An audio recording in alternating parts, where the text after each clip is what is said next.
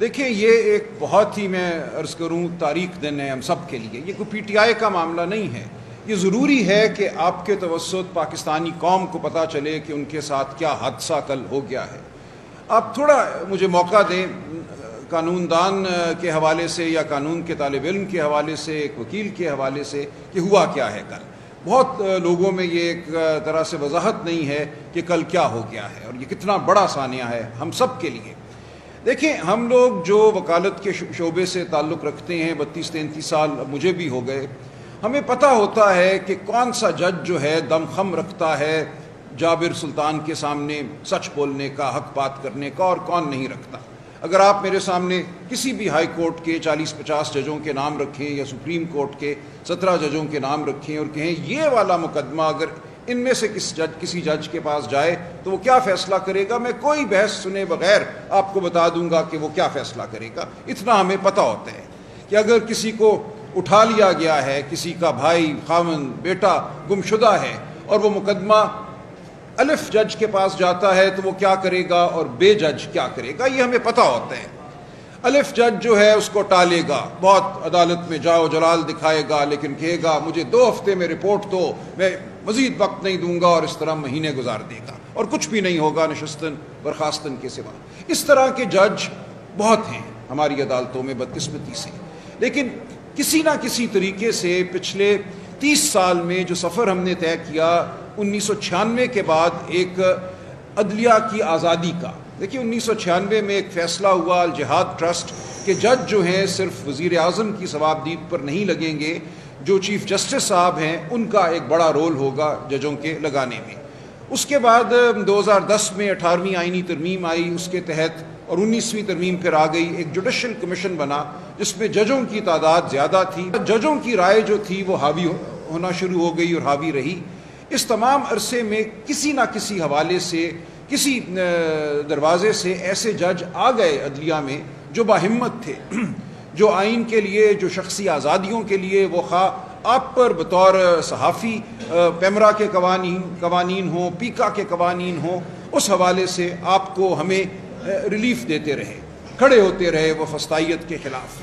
یہ تمام جو عمل تھا 2010 کے بعد، بلکہ میں کہوں گا 1996 کے بعد، اس عمل کا کل ڈراپ سین ہوا ہے، اس کو کل ختم کر دیا گیا ہے. یہ کہا گیا کہ عدلیہ میں ایسے لوگ آ گئے ہیں جو کھڑے ہو جاتے ہیں ہمارے خلاف، خط لکھتے ہیں اگر ہم ان کے بیڈ روموں میں کیمرے نصب کریں، اگر ہم ان کی بات سنیں، ان کے فون سنیں تو یہ احتجاج کرتے ہیں. ان کو ہمت کیسے ہوئی احتجاج کرنے کی، یہ کہنے کی کہ وہ دباؤ میں ہیں. دباؤ ڈالنا تو ہمارا حق ہے، اس ریاست کو ہم نے چلانا ہے، کوئی آزاد جج ہمیں قبول نہیں ہے. تو یہ عمل شروع ہوا میری نظر میں اسلام آباد ہائی کورٹ کے 6 جج صاحبان نے جب خط لکھا، وہاں سے یہ فیصلہ کیا گیا کہ اب ہم نے عدلیہ میں نہیں رہنے دینا کسی ایسے عہدے پر کسی ایسے جج کو جو ہماری خواہش سے برعکس کوئی فیصلہ کرے، جو کسی کو ریلیف دے دے، کسی صحافی کو، کسی گمشدہ کو ریلیف دے دے، جو ریاست کے خلاف کہے کہ تم حاوی ہو رہے ہو ان کے بنیادی حقوق پر، تم ان کو پامال کر رہے ہو، لوگوں کو اٹھانا، مارنا، پیٹنا تو ہمارا حق ہے. یہ جج کون ہوتے ہیں کہ اس میں دخل اندازی کریں؟ اگر ہم لوگوں کے فون سنتے ہیں تو یہ ہمارا حق ہے. ان تمام ججوں کو ہم نے فارغ کرنا ہے. یہ ایک فیصلہ ہوا اصولی طور پہ. دیکھیں، جو ہم پٹیشنیں لے کر جاتے ہیں بطور وکیل عدالتوں میں، وہ آئینی بنیادوں پر لے کر جاتے ہیں. آئین کا آرٹیکل 199 ہے، وہاں ہم یہ کہتے ہیں کہ یہ میرا بنیادی حق ہے کہ میں تنظیم سازی کروں، خواہ وہ ٹریڈ یونین ہو، خواہ وہ سیاسی جماعت ہو. میرا یہ بنیادی حق ہے کہ میں بول سکوں. آزادی اظہار مجھے آئین دیتا ہے. مجھے آزادی اظہار کے استعمال کی وجہ سے معتوب نہیں کیا جا سکتا. آپ میرے کسی پیارے کو گھر سے اٹھا کر نہیں لے جا سکتے. ایک قانون ہے جو مجھے زندگی کی، میرے وجود کی ضمانت دیتا ہے. تو یہ تمام معاملات آئینی نوعیت کے ہیں، یہ سیاسی نہیں ہیں، یہ بنیادی حقوق سے منسلک معاملات ہیں.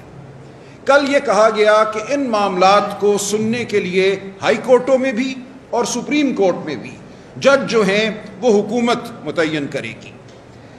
ایک کمیشن بنا دیا گیا ہے، اس کمیشن میں اکثریت ہمیشہ حکومت کی ہوگی، حکومتی پارٹی کی. اور آپ جانتے ہیں کہ اس وقت حکومت کیا ہے. حکومت صرف ایک ماسک ہے، اس کے پیچھے کون کھڑا ہے ہم سب جانتے ہیں. تو فیصلہ کل یہ ہوا اس فارم 47 پارلیمنٹ نے اور ان لوگوں نے جو اپنے آپ کو آئین پاکستان کا وارث کہتے ہیں، انہوں نے اپنے ہاتھ کاٹ دیے، اپنے ضمیر کو دفن کیا۔ انہوں نے تمام طاقت عدالت کی جو ہے عدالت میں تعیناتی کی، وہ ان کو دے دی جو جبر کرتے ہیں۔ جبر کرنے والوں کو کہا گیا کہ اب اپنے مرضی کے جج لگاؤ، اس ملک میں اب سکون ہی سکون ہوگا، چین ہی چین ہوگا، جس کو چاہو اٹھا لو، جس کو چاہو اس کا منہ بند کر دو۔ تو یہ سب سانیہ کوئی پی ٹی آئی کا سانیہ نہیں ہے۔ مجھے حیرت ہوتی ہے جب لوگ کہتے ہیں یہ پی ٹی آئی کا معاملہ تھا۔ یہ معاملہ تو آپ کے بچوں کا ہے، آپ کے پیاروں کا ہے، یہ آپ کا ہے، آپ کی روزگار کا ہے، یہ بطور انسان میرا ہے، ہم سب کا ہے۔ تو یاد رکھیے، سمجھ لیجئے بہت اچھی طرح کہ کل ہم سب کے ساتھ ایک واردات ہوئی ہے، پاکستان کے ہر بچے کے ساتھ، ہر بوڑھے کے ساتھ، ہر عورت کے ساتھ، ہر بلوچ کے ساتھ، ہر پختون کے ساتھ، ہر سندھی کے ساتھ، ہر پنجابی کے ساتھ، ہر کشمیری اور گلگت بلتستان کے باشندے کے ساتھ۔ کل ہم سب اب محکوم ہو گئے ہیں، اب ہمارے پاس کچھ بھی نہیں ہے اپنے دفاع کے لیے۔ جب ہم ایک پٹیشن لے کر اب جائیں گے عدالت میں تو وہ پٹیشن ایسے جج کے پاس جائے گی جس کی ڈوریاں جو ہیں وہ کھینچنے والے وہی تو جبر کرتے ہیں، وہی تو اٹھانے والے ہیں۔ تو ہم نے مکمل طور پہ عدلیہ نے جو آزادی حاصل کی تھی پچھلے 30-40 سالوں میں، اس میں بہت جد و جہد ہے، آپ سب کی جد و جہد ہے، صحافیوں کی ہے، پاکستان کے عوام کی ہے، وکلاء کی ہے۔ اس جد و جہد کا کل گلا گھونٹ دیا گیا۔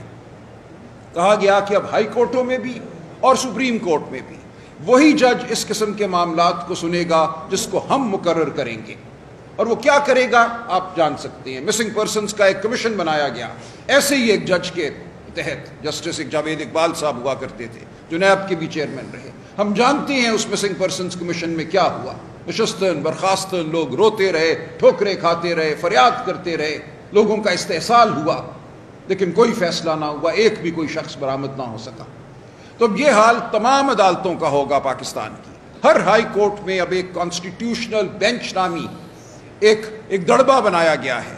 اس دڑبے میں وہ لوگ جائیں گے جن کے سر جھکے ہوئے ہیں، جن کی روح مردہ ہے، جو دلوں میں راکھ لیے ہوئے ہیں۔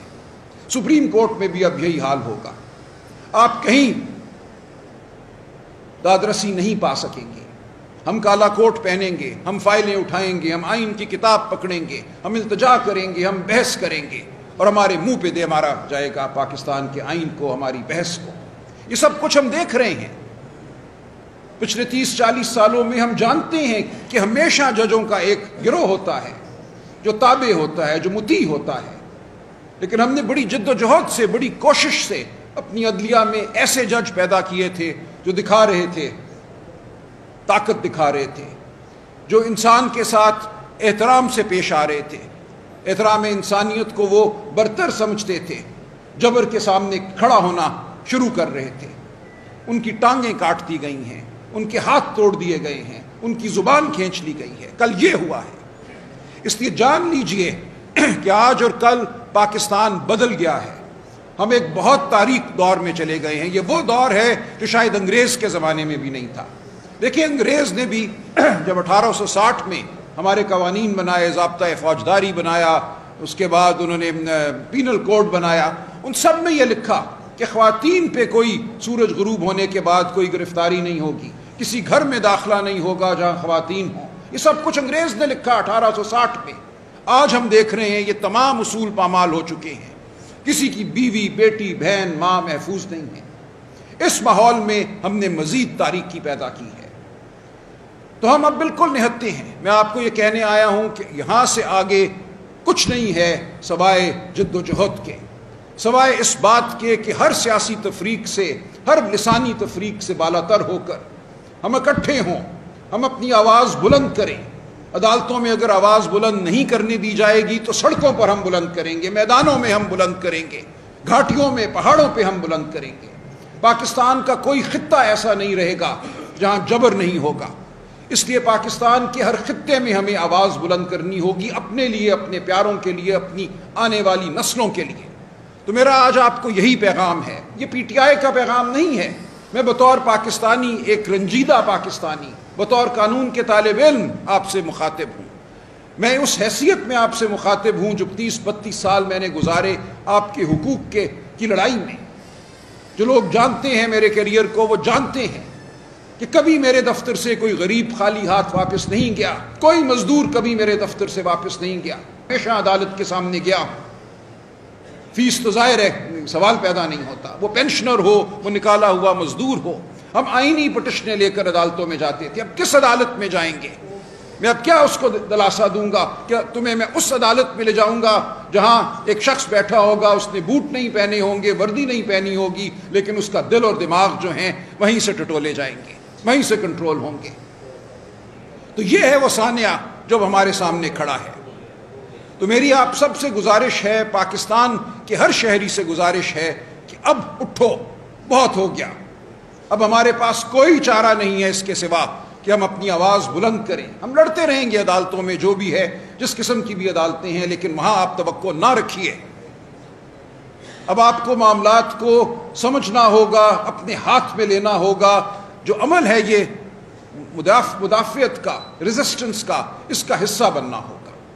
تو میری آپ کو یہی دعوت ہے، چاہے آپ پی ٹی آئی میں ہوں، چاہے آپ پی ٹی آئی سے باہر ہوں، کہیں بھی ہوں، اب آپ کے پاس کوئی آپشن نہیں ہے اس کے سوا کہ آپ مدافعت کریں، پاکستان کو بچائیں، پاکستان کو تاریک تر ہونے سے بچائیں۔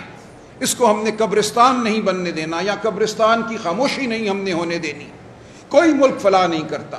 آج ہر بچہ اس ملک کا یہاں سے بھاگنا چاہتا ہے۔ اس کی کیا وجہ ہے؟ کیونکہ کسی کو اپنی عزت کا تحفظ محسوس نہیں ہوتا، کسی کو یہ نہیں لگتا کہ یہاں کام قانون اور قاعدے کے مطابق ہوگا۔ اگر اس کے حق پر ڈاکہ ڈالا گیا تو کوئی عدالت ہوگی جو اس کو ریلیف دے گی، جو اس کو اس کا حق لوٹائے گی۔ آج وہ خواب اگر تھا کہ اس ملک میں قانون کی حکمرانی ہوگی، تو وہ خواب ہم سے آج اور دور ہو گیا ہے۔